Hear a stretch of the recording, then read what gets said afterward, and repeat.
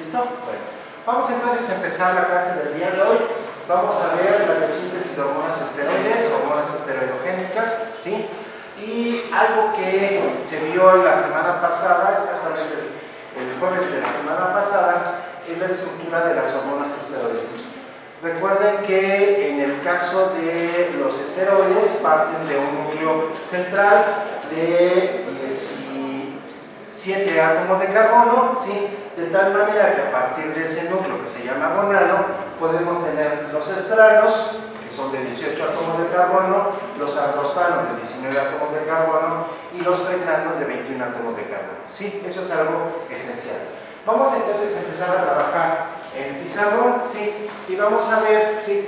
Me gustaría que dibujaran la estructura, que dibujaran la estructura de los esteroides, ¿sí? La estructura básica, sobre todo la numeración.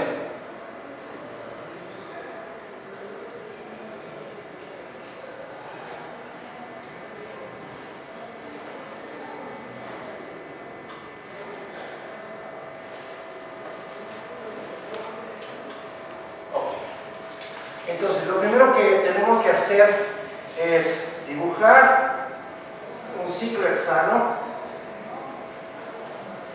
A su lado tenemos que dibujar otro ciclo hexano y un tercer ciclo hexano, pero lo vamos a poner arriba. Entonces tenemos un fenantreno, ¿sí? Este fenantreno ya no tiene doble ligaduras, por lo tanto es un perhidrofenantreno. Y nos falta el anillo D, que es un ciclo pentano, ¿sí? Entonces ya tenemos la estructura de ciclo pentano perhidrofenantreno, y lo que me interesa es de que ustedes recuerden cómo se enumera, porque las enzimas esteroidogénicas van a tomar su nombre precisamente de dónde hacen la modificación. Vamos a empezar en el anillo A, este es el anillo B, el anillo C, el anillo D, y empezamos 1, 2, 3, 4, 5, 6, 7, 8, 9 y 10. Luego tomamos el anillo C, 11, 12, 13, 14, 15, 16 y terminamos en la parte superior del anillo D con 17. ¿Sí? Entonces, básicamente eso es lo que nosotros necesitamos ver, ¿sí? Y entonces vamos a empezar ya con lo que es la biosíntesis de hormonas esteroides. Entonces, lo que menciona aquí la diapositiva es de que en el caso de los mamíferos hay tres principales órganos, ¿sí? Que por lo tanto, al ser secretores y productores de enzimas, son glándulas que se especializan en la producción de hormonas esteroides. Vamos a tener, en el caso de la corteza adrenal, ¿sí? Por eso se le denominan corticosteroides, son esteroides de corteza adrenal, ¿sí? O suprarrenal, en el caso de los bípedos, ¿sí? Los ovarios, aquí están los ovarios, ¿sí? Y el testículo, son los que presentan la biosíntesis de hormonas esteroides. También tenemos uno cuarto, pero solamente es en un estado de embarazo. Durante el embarazo la placenta desarrolla una forma en la cual produce las hormonas esteroides. ¿Por qué razón? Porque los ovarios o testículos fetales, ¿sí? Y la adrenal fetal no está produciendo suficientes esteroides y se necesita para la diferenciación sexual. En la vía de síntesis de hormonas esteroides hay dos principales enzimas. Lo que tenemos como citocromos P450 y las esteroides óxido reductasa, ¿sí? Entonces hay dos, ¿sí? Grupos grandes de enzimas, citocromo P450 y esteroides reductasas. Vamos a ver que la forma en la cual se lleva a cabo la síntesis de hormonas esteroides, ¿sí? Depende de dos procesos: el proceso de biosíntesis y el proceso de degradación, ¿sí? El proceso anabólico, donde se lleva a cabo la biosíntesis, y el proceso catabólico, donde estas enzimas, estos esteroides, pasan, ¿sí? A un estado que pierde actividad.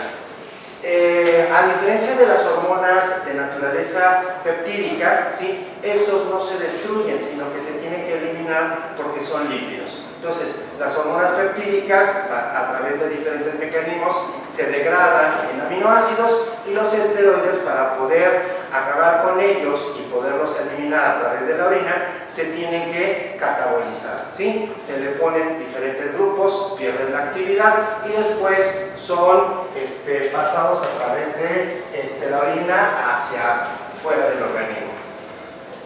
Habíamos entonces mencionado que hay dos tipos principales de familias de enzimas: citocromo P450 y las oxidorreductasas. Entonces, vamos a ver que la mayoría de las enzimas esteroidogénicas son miembros de P450, de este grupo de oxidasas, ¿sí? Vamos a ver que P450, ¿a qué se refiere esta P? ¿Alguien sabe? ¿No? Cuando nosotros decimos P53, P21, P19, P17, P27, ¿sí? Se refiere a que es una proteína, ¿sí? Y 53, 21, todo eso, P300 son el peso molecular. Es lo que quiero que ustedes no confundan, porque este P450 no es el peso molecular. En realidad, P450 es porque es un pigmento que absorbe a la longitud de onda de 450 nanómetros, ¿sí? Al ser un pigmento, entonces este tipo de moléculas necesita un grupo hemo, que es el que le permite la absorción de luz, y por esa razón se denomina citocromos, ¿sí? Que significa cromos, quiere decir color, y el color se lo da precisamente el grupo hemo, ¿sí? A diferencia del otro grupo, de la otra familia, que son solamente oxidorreductasas, no son citocromos, ¿sí? No tienen grupo hemo. ¿Hasta aquí vamos bien? ¿Sí? Bueno, tenemos 57 citocromos P450, que son enzimas, de los cuales 7 se encuentran alojados en la mitocondria, mientras que 50 están alojados en retículo endoplásmico. No nos vamos a detener en esta plática a ver cuáles están en qué lado, sino vamos a manejarla de manera global. Ya cuando se vea, ¿sí? Y nos vamos, recuerden que este curso está principalmente enfocado a hormonas esteroides sexuales, ¿sí? Y relacionados con el cáncer. Ya después pasamos con las hormonas peptídicas, pero ahorita no nos vamos a meter ni con glucocorticoides ni con mineralocorticoides. La otra familia de enzimas son las oxidorreductasas de esteroides. En este caso, estas hidroxiesteroide o oxidorreductasas, ¿sí? Tienen una masa molecular entre 35 y 45, ¿sí? No tienen el grupo hemo que presentan los citocromos y requieren de NAD o de NAD fosforilados como cofactores, ¿sí? A su vez, esta segunda familia, a diferencia de la primera que vimos que son citocromo P450, esta de oxidorreductasas o de hidroxiesteroide reductasa, deshidrogenasas, ¿sí? Tiene dos familias. La familia que se conoce como SDR, que son deshidrogenasa reductasa de cadena corta, y las que se denominan aldosetoreductasa. Entonces son dos grandes familias. Aquí quiero hacer un paréntesis precisamente para meter dos conceptos. El concepto de oxidorreducción. El concepto de oxidorreducción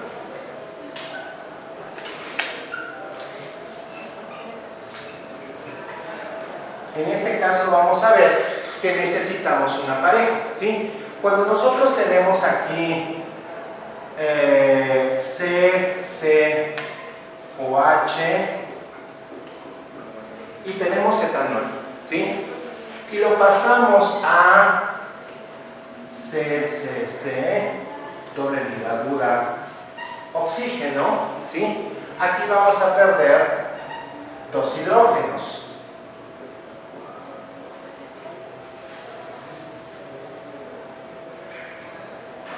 Vamos a perder este hidrógeno y vamos a perder este hidrógeno. Entonces salen dos hidrógenos, ¿sí? ¿Cuál está oxidado y cuál está reducido? Etanol, acetaldehído.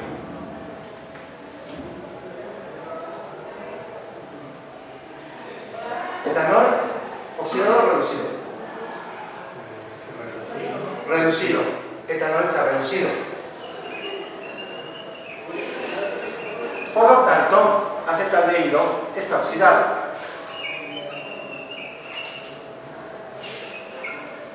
¿Sí? Si yo pongo fierro más 3, fierro más 2, fierro más 3, ¿está oxidado o reducido? Oxidado. Por lo tanto, fierro más 2 está reducido. ¿Sí? Aquí lo podemos ver porque está perdiendo 2 protones, pero aquí es más difícil poderlo observar. ¿Qué es lo que sucede? Que para que yo pueda pasar de fierro más 3 a fierro más 2, yo necesito incorporar un electrón. Entonces, entra un electrón con su carga negativa y entonces de tener 3 cargas positivas, yo neutralizo una y entonces nada más tengo 2 cargas negativas. Cuando yo paso de fierro más 2 a fierro más 3, necesita perder un electrón y entonces se convierte en fierro más 3. ¿Sí? ¿Cuál es la forma en la cual nos aprendemos cuál está oxidado y cuál está reducido? A través de una mnemotecnia que dice: el que se oxida pierde. ¿Sí? Así, parafraseando, al que se enoja pierde, el que se oxida pierde. ¿Sí? Quiere decir que cuando perdemos protones o cuando perdemos electrones, el que pierde se oxida. Si yo tengo este compuesto reducido y pierdo 2 protones, se va a oxidar. Si yo tengo fierro más 2 y pierdo un electrón, el fierro se oxida a fierro más 3. ¿Sí? Lo que no aplica para esta frase es cuando se gana un oxígeno.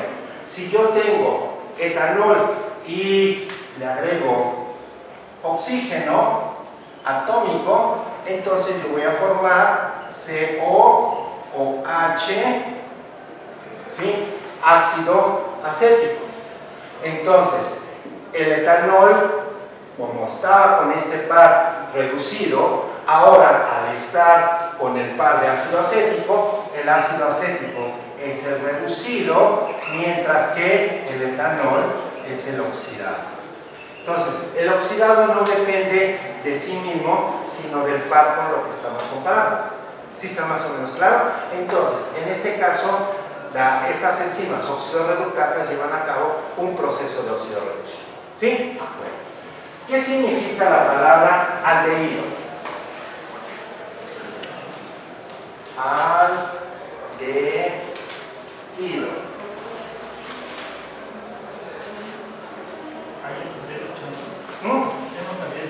Ya se los había dicho, pero se les olvida.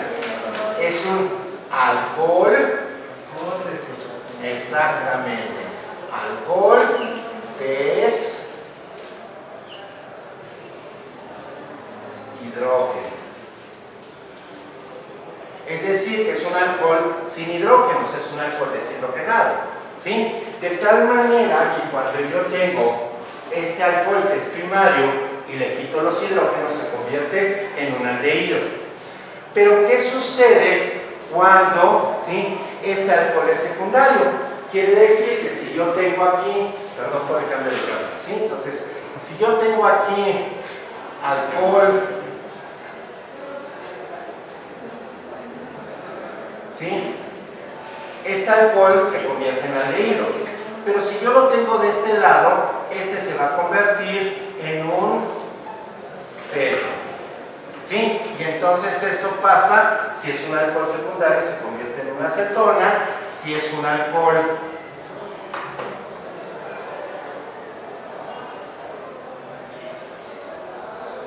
primario se convierte en un aldehído. ¿Sí? Ahora, hay enzimas dentro de las enzimas esteroidogénicas que lo que pueden hacer es una isomerización aldehído-cetona. ¿Sí? Y entonces en este caso lo que vamos a ver es de que en el caso de la primera de la primera familia, es una familia de deshidrogenasas reductasas. Quiere decir que lo que van a hacer es deshidrogenar para poder llevar a cabo el proceso de oxidorreducción.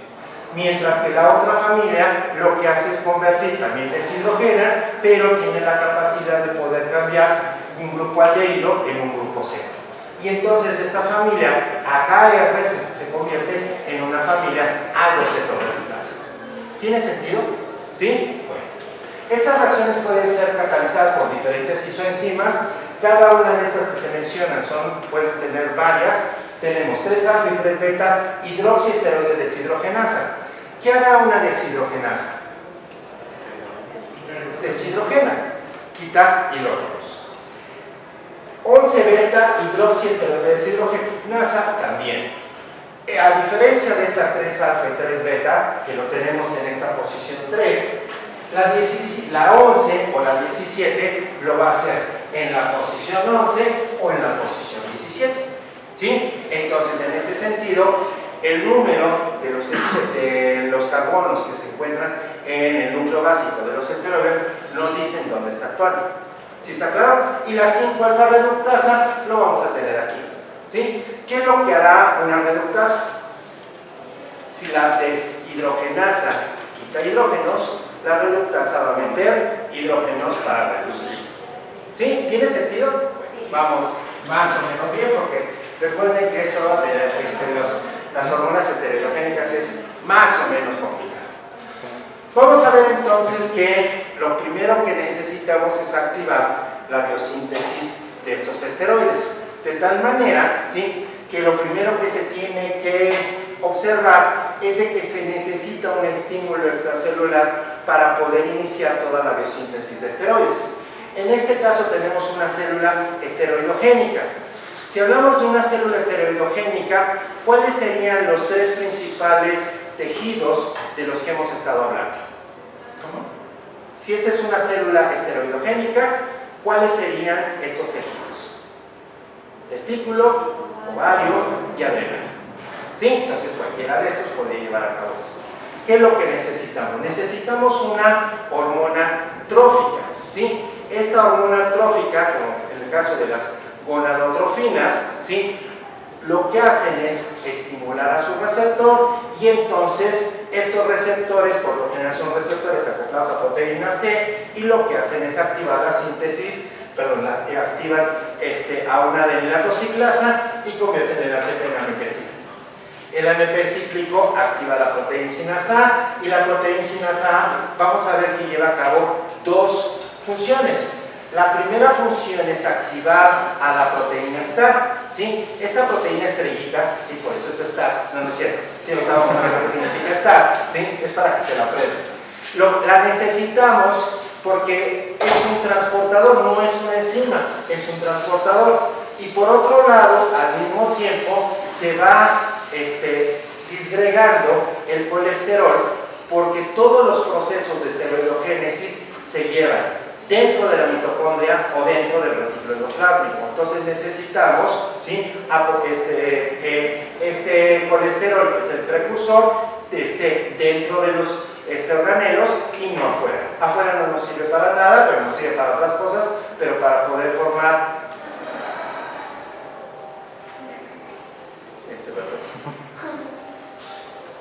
¿Se le quiere para? Bueno.